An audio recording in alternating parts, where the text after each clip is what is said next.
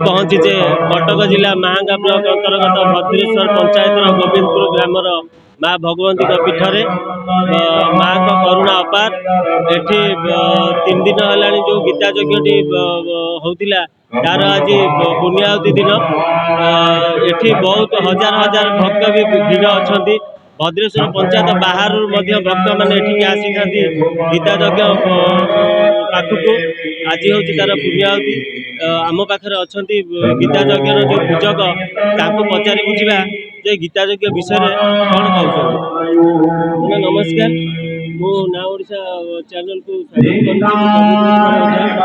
जो पुण्यावती गीता यज्ञ जो पुण्यावती विषय कौन कहते यज्ञ विषय यज्ञ विषय एठारे माँ भगवती पीठरे आज 3 दिन धरी गीता यज्ञ अनुष्ठित होती।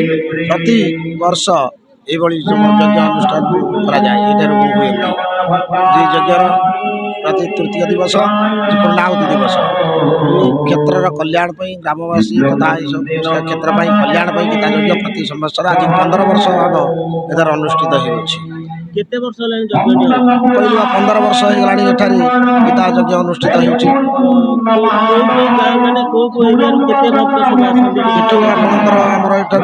गोविंदपुर, शाहनाजपुर, भद्रेश्वर, गोपालपुर, नईगुआ, कटिकटा इत्यादि पाखे प्राय 20 ग्राम को लेकिन बहु ग्राम लोक मैंने समागम होती।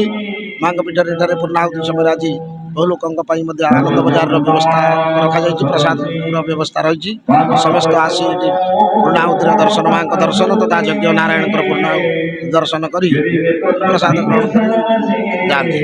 प्रति वर्ष ये अनुष्ठान प्रसाद सेवन आज जो प्रसाद सेवन होती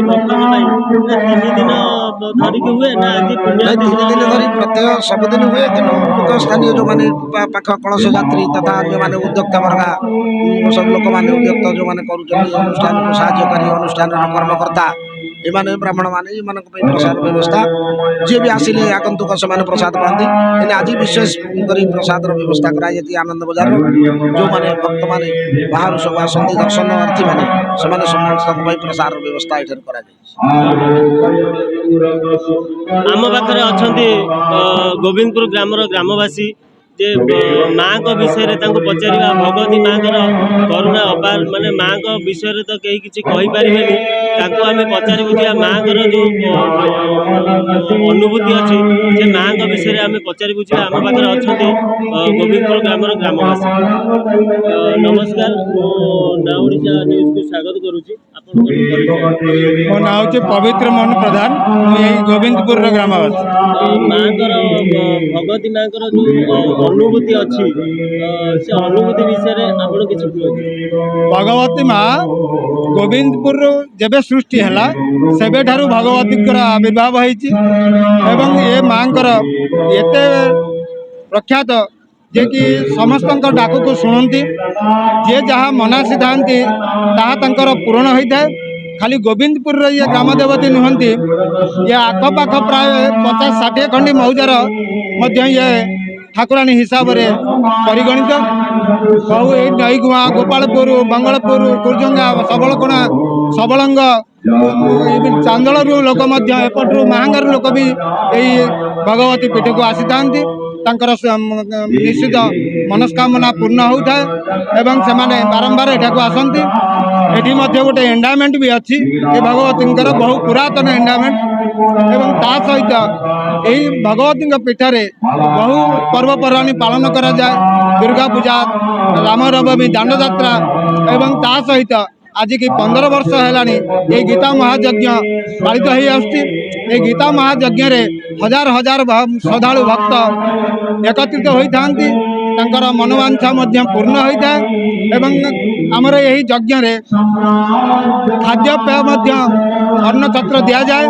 प्राय 5-6 हजार लोक एठारे प्रसाद सेवन करती। यहीपरि भाव में भगवती माँ बहु कृपा रही लोक मैंने निश्चित भाव में फल पाऊ आसी हजार हजार संख्यार उपस्थित होते। पवित्र कुमार स्वागत करुच्ची। ମୋ ନାଁ ଜଗଦୀଶ କୁମାର ନନ୍ଦ। ମୁଁ ଏଇ ଗୋବିନ୍ଦପୁରର ନିବାସୀ। ମାଙ୍କର ମୁଁ ପୂଜକ। ମାକୁ ପୂଜା କରୁଛନ୍ତି। ମାଙ୍କ ପାଖକୁ ଯୋଉ ଭକ୍ତମାନେ ଆସୁଛନ୍ତି ଯୋଉ ମାନସିକ ନେଇକି ସେଇଟା ମାଙ୍କ ପାଖକୁ ଯୋଉ ଆସୁଛନ୍ତି ମାଙ୍କ ମାନସିକ ତ ପୂରଣ ହଉଛି, ସେଇଟା ତମେ ଭଲ ଭାବରେ ଜାଣିଥିବ ନା।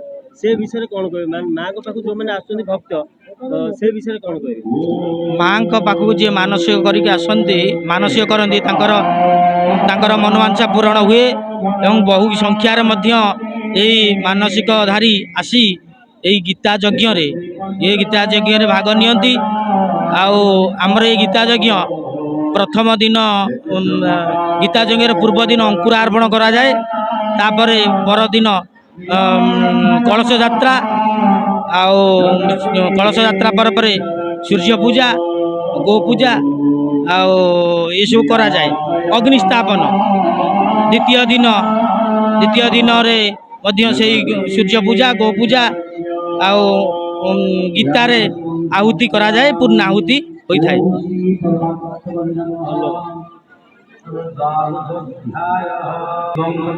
ମାହାଙ୍ଗାରୁ ପବିତ୍ର କୁମାର ଓଝାଙ୍କ ରିପୋର୍ଟ, ନାଁ ଓଡ଼ିଶା ନ୍ୟୁଜ।